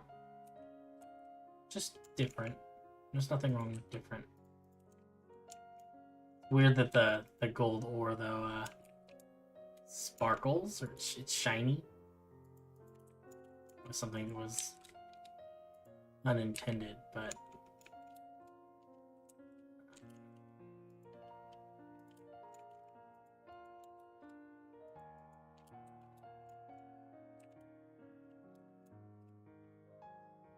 Okay.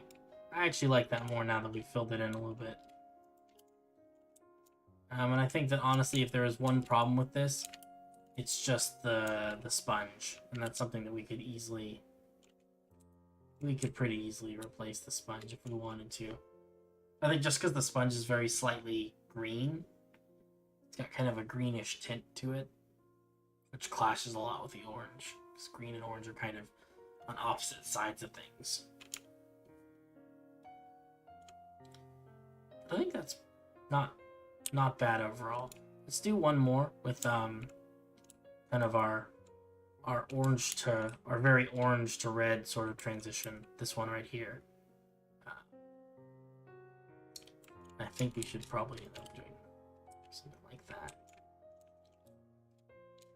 No, actually, you know what? I just like the 4 ones better. I think it's simpler. Let's do this. So this is gonna be. No. It's so much air, but somehow it's what is necessary.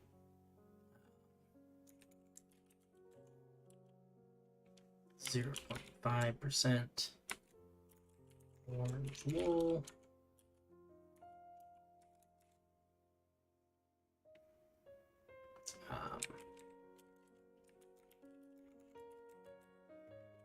Acacia wood, orange terracotta.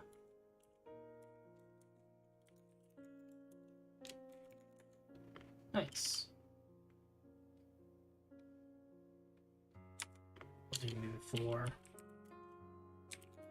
Here. All right, let's try that on this one.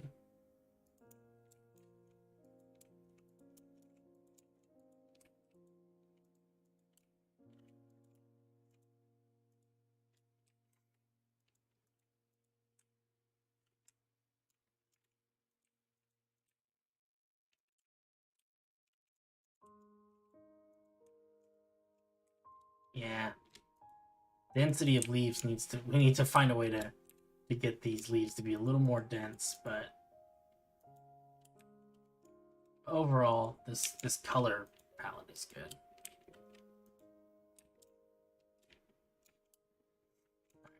Cut off some of these floaty bits. They're a little bit too floaty, and then the ones that are sort of wedged in there.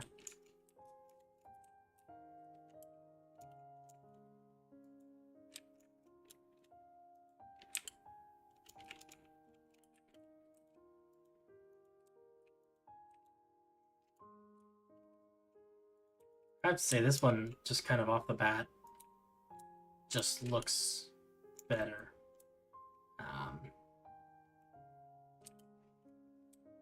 But I do like the transition, you know? I think that's what I'm looking for. That's what I like, is that you got... Let me see if I can move a couple of these trees into more visible spot, so we can really get a feel for...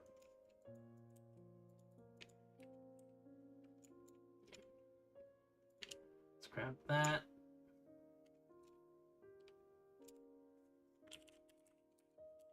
Let's do...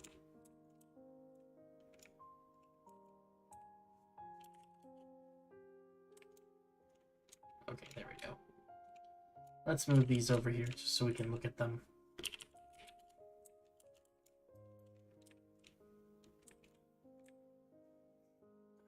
This one is going to go... I don't know, it doesn't really matter. That. Let's go pick up one of the little tiny ones. So I think that's going to tell us a lot.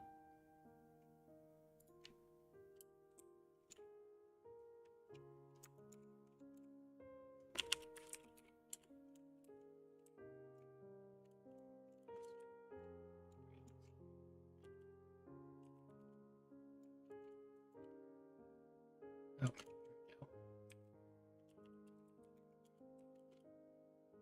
Okay, so now we can see all 5 trees in one screen. And I think that's actually really good. This is actually really close to what I wanted. I think we'll have to play around a little bit with the sizes. I think we're pretty good. The big one seems significantly bigger than the rest. The second to biggest, the orange one in the background, seems more or less the second largest. And the small one seems really small. I think there's a little bit... I think the one that we made, kind of the yellow and green transition, that one's a little bit bigger than I'd want. Granted, there are none of these there. It's like, you know, the size is really set in stone or anything like that.